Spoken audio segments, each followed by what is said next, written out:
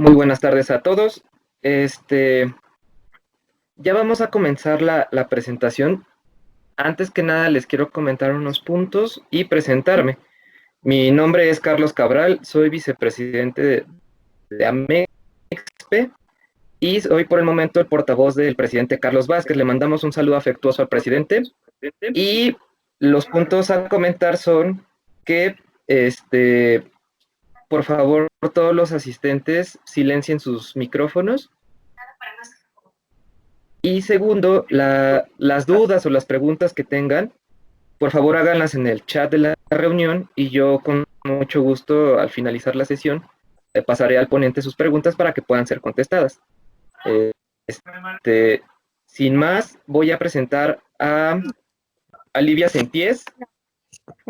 Ella es parte de la mesa directiva de Amexpe. Ella, aparte de ser parte del miembro del Consejo Consultivo, ella también es la representante a nivel Latinoamérica del CIVIS-PD.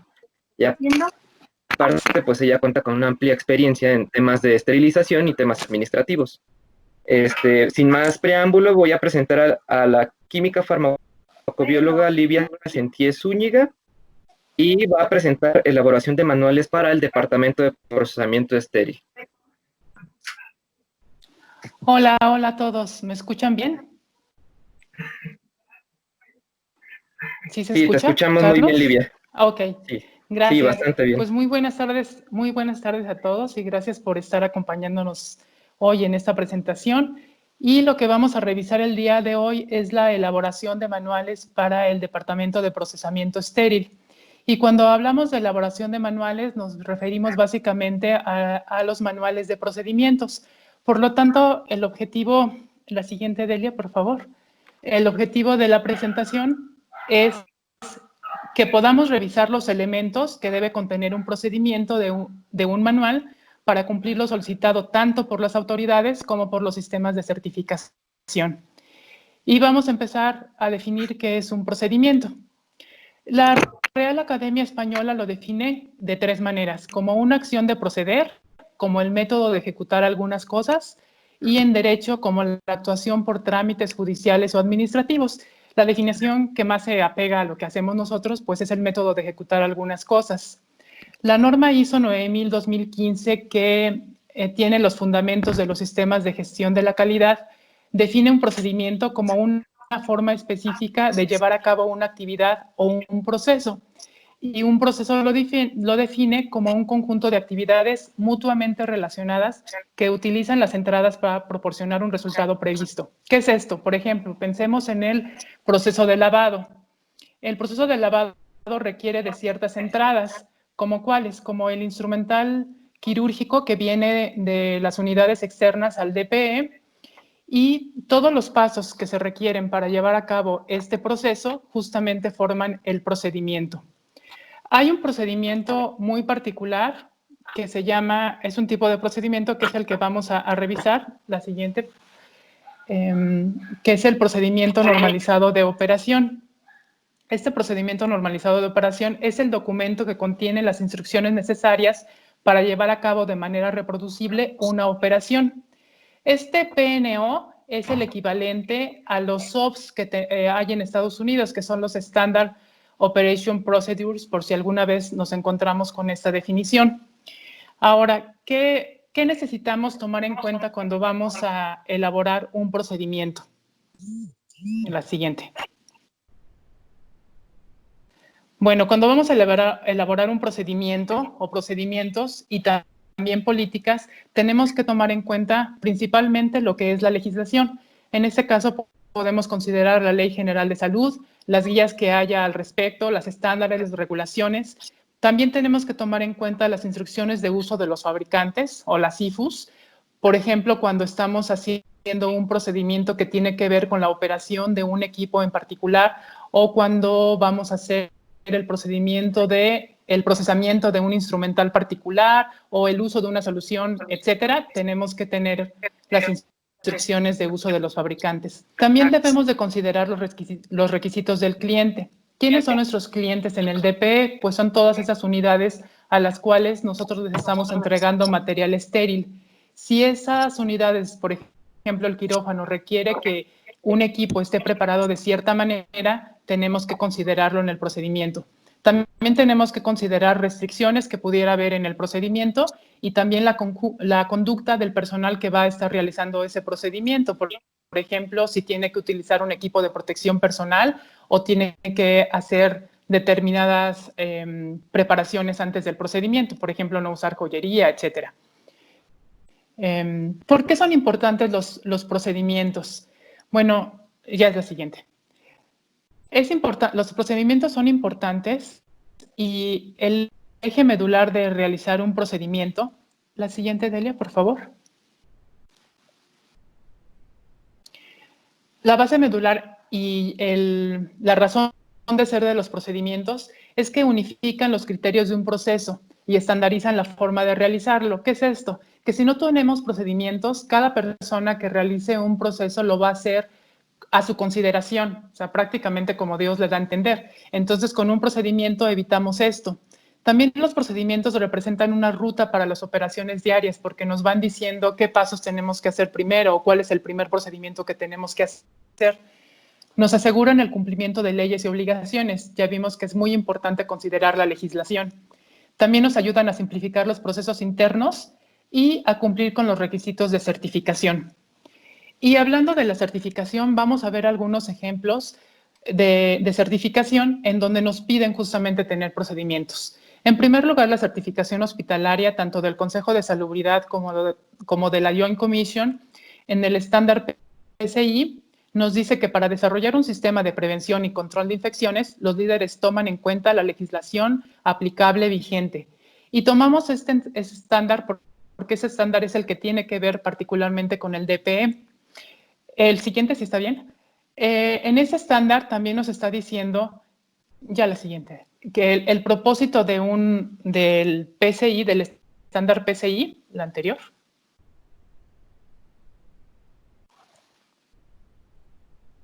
Esa. Nos dice, el riesgo de infección se minimiza con los debidos procesos de limpieza, desinfección y esterilización en toda la organización, tales como la limpieza y desinfección de endoscopios, la esterilización del instrumental quirúrgico y demás materiales, dispositivos y equipos utilizados para procedimientos invasivos o no invasivos, etcétera. Lo importante de aquí, que es lo que quiero resaltar, es que cuando nosotros leemos los estándares de certificación y nos encontramos con este símbolo que es la manita escribiendo, quiere decir que todo esto que nos están poniendo aquí lo tenemos que documentar. ¿Y cómo lo podemos documentar? A través de procedimientos y de registros. Ahora sí, la siguiente. Hablando de la certificación ISO 9001-2015, que son los sistemas de gestión de la calidad, en el punto 4.4.2 nos dice, en la medida en que sea necesario, la organización debe mantener información documentada para apoyar la operación de sus procesos y conservar la información documentada para tener la confianza de que los procesos se realizan según lo planificado. Esta norma no nos habla nunca de procedimientos, pero en forma indirecta, cuando nos habla de mantener información documentada, nos está hablando de procedimientos y cuando nos dice conservar la información, nos está hablando de registros. Por lo tanto, cuando hacemos un procedimiento, en el caso de la certificación, vamos a tener que mencionar qué registros se requieren para realmente verificar que ese procedimiento se llevó a cabo. Otro ejemplo es la certificación por la norma ISO 13485, sí, la siguiente, 13485, del 2016, aquí ya nos habla de procedimientos, ya usa la palabra procedimientos y en este punto de los requisitos generales del sistema de gestión de la calidad nos dice que la organización debe establecer, implementar y mantener cualquier requisito, procedimiento, actividad o disposición que deba ser documentado. Entonces aquí ya en esta norma nos habla de procedimiento. ¿Esta para qué se usa? Se usa básicamente para los fabricantes de dispositivos médicos. No aplica tanto para nosotros, pero aquí simplemente es para ver la importancia que tiene realizar procedimientos. La siguiente, en esta misma norma hay otros ejemplos en donde nos están pidiendo procedimientos. Por ejemplo, en las generalidades de los requisitos de documentación nos pide los procedimientos documentados y registros requeridos en esta norma. Y hay puntos particulares en donde ya nos piden específicamente procedimientos para ciertos procesos, como en la siguiente, nos pide un procedimiento cuando se hace una revisión por la dirección y también un procedimiento para las compras, para que realmente las compras se hagan en forma que se compre lo que se está especificando. Y otros ejemplos en esta misma norma son que tenemos que tener procedimientos para la instalación y también procedimientos para el mantenimiento. La siguiente. Estas normas, las ISO 9001, 2015 y la 13485 que revisamos, tienen un enfoque en gestión de riesgos de los procesos. Por lo tanto, cuando estamos haciendo un procedimiento, vamos a tener que considerar también el análisis de riesgos. Y este análisis de riesgos ya se está extendiendo a todas las áreas, incluso a nuestros procedimientos del DPE. La siguiente. La norma 045, y esto nada más es un ejemplo, también nos habla que debemos de tener manual de procedimientos. No vamos a leer todo, pero simplemente es una parte en donde nos dice que las áreas específicas del inciso anterior, que hablan de áreas de limpieza, contarán con un manual de procedimientos. Entonces es muy importante el tener un manual. También los estándares de ANSI y AMI, estos que estamos poniendo aquí, que aplican para el DPE, también nos hablan de que debemos de tener procedimientos para cada uno de los procesos que se realizan en el DPE. Entonces, como vemos, tener procedimientos es muy importante, tanto para las actividades diarias como para cumplir con los requisitos legales y para cumplir con los sistemas de certificación. La siguiente. Ahora, ¿cómo vamos a elaborar esos procedimientos? Un punto muy importante en la elaboración de procedimientos, como ya lo vimos, es considerar la legislación actual vigente. Entonces, vamos a ver cuál es nuestro marco legal en el cual vamos a hacer nuestros procedimientos. En primer lugar, tenemos la Constitución Política de los Estados Unidos Mexicanos. Y en el artículo 4 dice que todos los mexicanos tenemos derecho a la protección de la salud. Y esto lo estamos viviendo en este momento, en esta pandemia, porque algunos hospitales se han hecho reconversiones para tratar a pacientes con COVID o se han instalado hospitales provisionales para atender a pacientes, para poder garantizar el derecho a la protección de la salud.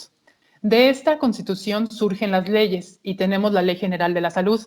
Y para poner en práctica esta Ley General de Salud está la Secretaría de Salud y otras instancias, como es la Comisión Federal para la Protección contra Riesgos Sanitarios o la COFEPRIS. La COFEPRIS es la que se encarga realmente de aplicar la Ley General de Salud porque ejerce las atribuciones de regular, de controlar y el fomento sanitario. Entonces, todos los que trabajamos en un hospital o un establecimiento que tenga que ver con la salud o una empresa, estamos vigilados por la COFEPRIS y debemos de cumplir con sus reglas y con sus leyes. De allí, de la Secretaría de Salud, también surge la Comisión Permanente de la Farmacopea de los Estados Unidos Mexicanos, que la puse porque es justamente en la que nos vamos a basar para hacer los procedimientos. Y también están las normas, como la norma 045 que ya mencionamos, la norma 018 que es de la Secretaría del Trabajo y otras normas que nos aplican al DPE. Entonces, considerando ese marco legal, vamos a utilizar como base para elaborar nuestros procedimientos la Farmacopea de los Estados Unidos Mexicanos. La siguiente. La Farmacopea de los Estados Unidos Mexicanos es un documento instituido por la Ley General de Salud, es expedido y reconocido por la Secretaría de Salud. La Farmacopea tiene varios volúmenes y en esos volúmenes vamos a encontrar los métodos de análisis para todo lo que son las sustancias activas, para los excipientes, para materias primas, para todos los fármacos. También contiene los requisitos sobre identidad, pureza y calidad de fármacos, aditivos, medicamentos, productos biológicos y dispositivos médicos. Es obligatoria para el proceso de medicamentos e insumos para la salud. Es aprobada por la COFEPRIS. Entonces, si nosotros nos basamos en la farmacopea, estamos seguros que vamos a cumplir con los requisitos legales vigentes.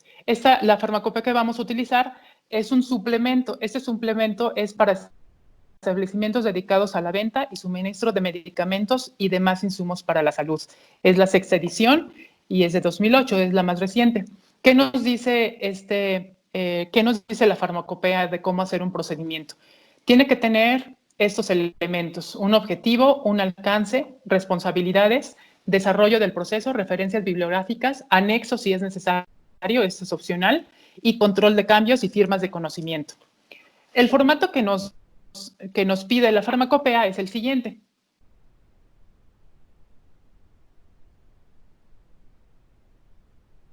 Ese es el formato. Como vemos, tiene un encabezado, tiene un pie de página y tiene ya el cuerpo de lo que es en sí el procedimiento. ¿Qué contiene el encabezado? Vamos a ver. La siguiente. El encabezado debe de tener el logotipo o nombre del establecimiento, debe de tener el título del procedimiento, por ejemplo, procedimiento para el lavado de instrumental quirúrgico. Debe de tener una clave. Esta clave es un código interno, es alfanumérico y puede estar conformada, por ejemplo, por PNO, el área a la cual pertenece ese procedimiento, que por ejemplo es el DPE, el Departamento de Procesamiento Estéril, y un número, que es el número del procedimiento. Este código interno nos sirve cuando hacemos referencia en otros procedimientos a ese procedimiento. Entonces, en lugar de poner todo el procedimiento o el nombre, nada más hacemos referencia al PNO DPE 001. También debe de tener una versión. Esta versión es el número consecutivo cronológico que inicia con 01. Nuestro primer procedimiento va a ser 01 y así sucesivamente 02, 03, etcétera. No es válido poner 1.1 o 1.2, siempre son 01, 02, 03. La vigencia es la fecha en la que entra en vigor. La próxima revisión es la fecha probable de revisión. Hay instituciones que ya lo tienen muy establecido, como cada revisión cada año, otras cada 3, cada 2, etcétera, pero la farmacopea por lo menos nos pide que se haga cada 2 años. Sustituye a, cuando es el primer procedimiento, ponemos la palabra nuevo, pero cuando ya estamos haciendo una revisión, pues vamos a poner sustituye a tal versión, la versión 001, por ejemplo.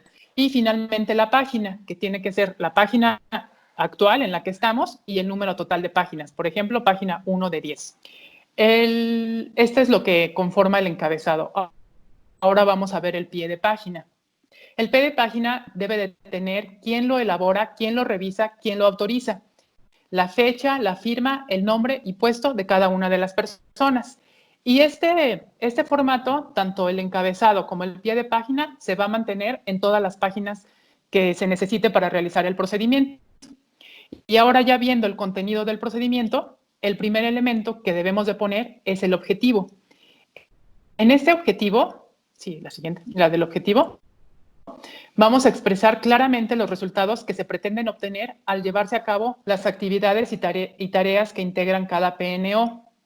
Hay que recordar que los objetivos siempre deben de empezar con un verbo en infinitivo, deben de ser claros, deben ser precisos y deben de ser lo más breve que se pueda para que sean entendibles. En el ejemplo que estamos, por ejemplo, que estamos haciendo los procedimientos, así redactaríamos el objetivo. La siguiente. Establecer los lineamientos y metodología que debe cumplir el personal del establecimiento para elaborar o actualizar en forma clara, completa y sistemática sus procedimientos normalizados de operación. En el caso del proceso de limpieza, como habíamos dicho, podemos poner el objetivo como establecer los pasos necesarios para realizar el proceso de limpieza del instrumental quirúrgico. Ese sería nuestro objetivo general. El segundo punto que debe de contener el procedimiento es el alcance. Aquí vamos a indicar el área, la actividad, los productos o el personal en que se va a aplicar el PNO. En este caso, podemos poner que es para elaborar los PNO de todas las actividades de los establecimientos. Y en el procedimiento de lavado, en el proceso de lavado que hemos estado viendo, pues podemos poner como el alcance, este PNO aplica para todo el instrumental quirúrgico y podemos ser tan específicos como poner instrumental quirúrgico ortopédico o general o ya el alcance que le queramos dar a nuestro procedimiento. El tercer punto son las responsabilidades. En este punto vamos a poner a todo el personal que esté encargado de la implementación, revisión, actualización y cumplimiento del PNO.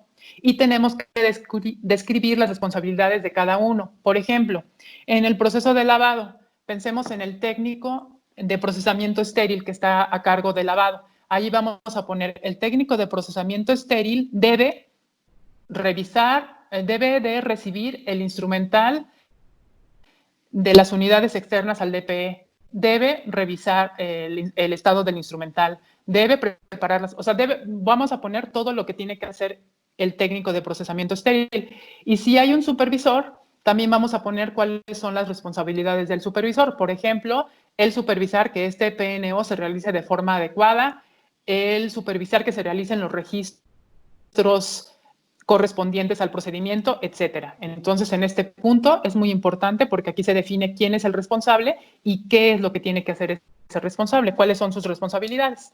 El cuarto punto ya es el desarrollo del proceso. Aquí vamos a describir la forma de llevar a cabo el proceso y vamos a señalar de manera cronológica los pasos que contiene dicho proceso y vamos a indicar también qué material o qué instrumento vamos a utilizar. Entonces, en el proceso de limpieza, el punto 1, como ya dijimos, puede ser el recibir el instrumental quirúrgico de las áreas externas al DPE. El paso 2 puede ser inspeccionar a este instrumental quirúrgico. El paso 3 puede ser el preparar la solución y cómo se debe de preparar la solución, además de todo lo que se requiera. Por ejemplo, qué solución detergente vamos a utilizar, qué cepillos vamos a utilizar, cuánto tiempo, etcétera. O sea, vamos a desarrollar todo lo que vamos a hacer en ese proceso.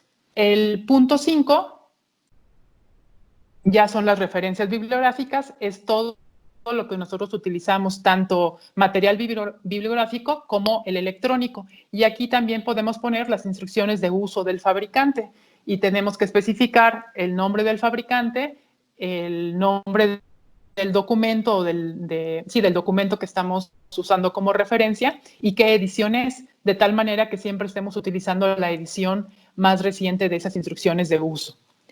El punto número 6, este es opcional, son los anexos. Aquí vamos a incluir todo lo que sea necesario para hacer más claro el procedimiento. Puede ser un diagrama de flujo, puede ser un glosario o tener definiciones. Si utilizamos algunos símbolos, ¿qué significan esos símbolos? Las abreviaturas que pudimos haber utilizado durante el procedimiento, alguna tabla, dibujos y todo lo que sea necesario para hacer más entendible al procedimiento. El número 7 son las firmas el control de cambios. Este control de cambios es muy importante. Aquí no solamente se va a hacer el cambio en la fecha de próxima revisión, sino también puede haber un cambio intermedio.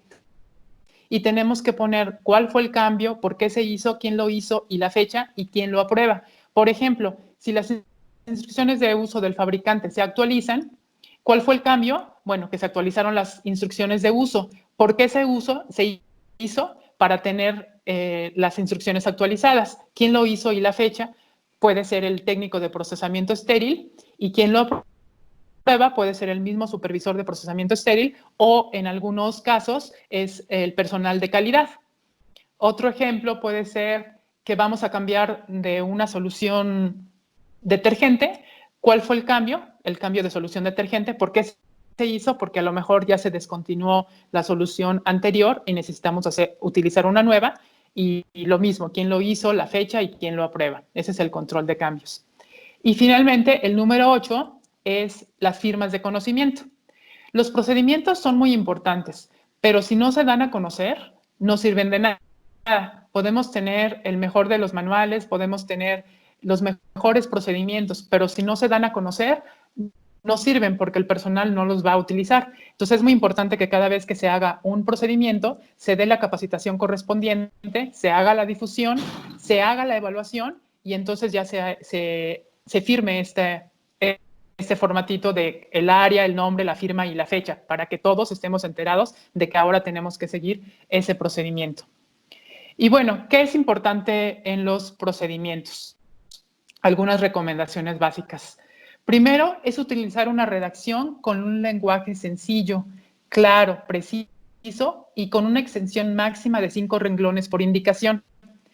Si vemos que una indicación ya se nos está yendo de más de 5 renglones, vamos a tratar de dividirla para que sea más clara, porque si no va a ser confuso realizar esa indicación. También debemos de pensar en la gente a la que va dirigida el procedimiento. Por ejemplo, si estamos haciendo un procedimiento para la gente de intendencia, debemos de utilizar un lenguaje que sea comprensible, utilizando tablas, a lo mejor colores, o todo lo que sea entendible para que se pueda poner en práctica ese procedimiento. Hay que actualizar mínimo cada 2 años, como lo recomienda la farmacopea, o cada vez que haya un cambio importante, como ya lo dijimos. Todos esos cambios deben estar registrados.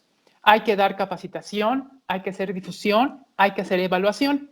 Esa evaluación tiene que quedar registrada, no nada más en las firmas de conocimiento, sino también nos puede servir como una capacitación para cumplir con los requisitos de certificación o los requisitos internos de la institución. Y algo muy importante es cumplir con el procedimiento, porque ya nos dieron la capacitación, ya sabemos que hay un nuevo procedimiento, sin embargo, no lo cumplo, entonces de nada sirve. Por eso es muy importante estar haciendo evaluaciones continuas o auditorías continuas para que el personal realmente esté cumpliendo con el procedimiento. Conclusiones. Bueno, los PNO son muy importantes para lograr los resultados esperados en cada uno de los procesos. Eso nos va a evitar, el tener un procedimiento nos va a evitar que se hagan las cosas como la persona cree o con la persona considera, sino ya va a tener una manera de hacerse. Nos ayudan a cumplir con los requisitos de certificación, además de que estamos cumpliendo con toda la legislación vigente, y estandarizan el trabajo. O sea, no importa si, por ejemplo, el técnico de descontaminación tiene que salir por alguna situación, la persona que se quede en su lugar va a poder hacer el trabajo de la misma manera porque va a tener el instructivo, el procedimiento para hacerlo.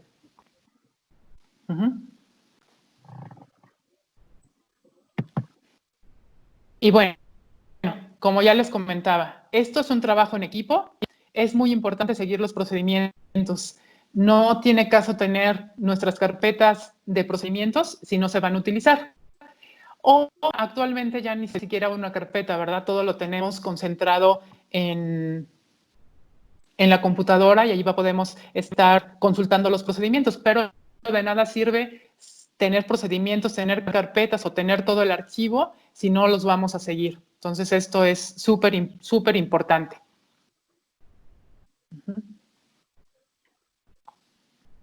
Las referencias, pues bueno, utilizamos básicamente el suplemento para establecimientos dedicados a la venta y suministro de medicamentos y demás insumos para la salud. Es la 6ª edición, es de 2018. Las normas ISO, también lo que fueron los estándares de Consejo de Salubridad y la norma 045 de la Secretaría de Salud, que es básicamente algunos ejemplos. Hay muchísimos ejemplos más en donde nos piden procedimientos, como puede ser el manual de la OMS y muchos estándares que nos piden tener procedimientos, pero eso es básicamente como ejemplo. Listo. Entonces, esto es básicamente cómo elaborar un procedimiento normalizado de operación. Hubiera sido muy padre hacerlo en forma de taller, en forma presencial y en un taller, pero yo espero que haya quedado claro. De cualquier manera, si tienen alguna duda, si quieren compartir algún procedimiento, si quieren apoyo para la realización de un procedimiento, estos son mis correos y con mucho gusto los puedo apoyar. Y bueno, pues todavía tenemos tiempo para preguntas, si hay preguntas. Muchas gracias. Muchas gracias a ti, Libby. Sí tenemos una pregunta y es de Alicia Hernández. Le damos la palabra a Alicia, por favor. Hola, Alicia. Hola, Livia, buenas tardes. Buenas tardes. A todos. Bueno, pues más que una pregunta es pues una felicitación, un agradecimiento a Livia porque pues, siempre nos está apoyando en Amexpe y con temas muy interesantes y necesarios para la práctica diaria del servicio. Y bueno, a mí solamente me gustaría hacer una aportación, si Livia me lo permite. Claro, y Alicia. Es en relación, gracias, es en relación a, como bien lo ha dicho Livia en el transcurso de la sesión, pues estos manuales de procedimientos son documentos vivos que deben de estarse actualizando de acuerdo a cómo la organización lo estableció y también pues a las contingencias o cambios que se puedan surgir en las instituciones. Pero es importante también considerar que cada unidad, cada hospital, cada central, cada departamento de procesamiento estéril debe de tener su propio manual de procedimientos, que no es que yo copié de un libro o que yo trabaje en un hospital y me lo traiga a otro hospital, sino que debe de ser un manual de procedimientos de acuerdo a lo que sucede y a los recursos que tiene cada departamento de procesamiento estéril. Y que es importante que para la construcción de estos manuales se realicen de manera multidisciplinaria, en donde no solo participe el personal de enfermería o el personal que opera los departamentos de procesamiento estéril, sino que también se vean involucrados pues, las áreas de calidad, las áreas de epidemiología de la organización, y pues y todo el personal del equipo multidisciplinario que trabaja directamente en el departamento de procesamiento estéril. Eso es únicamente lo que quería comentar. Muchas gracias. Gracias, Alicia. Sí, exactamente. Un manual de procedimientos no se puede copiar porque cada departamento, cada área tiene sus propios procesos. Aunque sea un proceso de lavado, cada hospital lo puede hacer de una manera diferente o utilizando químicos diferentes o todo diferente. Y como bien dices, hay que hacerlo de manera multidisciplinaria también. Gracias, Alicia. Bueno, no tenemos más preguntas ni tampoco más comentarios. Pasamos a finalizar la sesión en nombre del presidente Carlos Vázquez, de la mesa directiva, de parte mía como vicepresidente. Agradecemos mucho a Livia por su aportación tan importante que nos acaba de hacer, a Liz y a todos los asistentes que estuvieron con nosotros durante estos 50 minutos. Y pues, muchas gracias. Nos vemos en la que sigue. Hasta pronto. Gracias, Carlos. Gracias a todos. Hasta luego.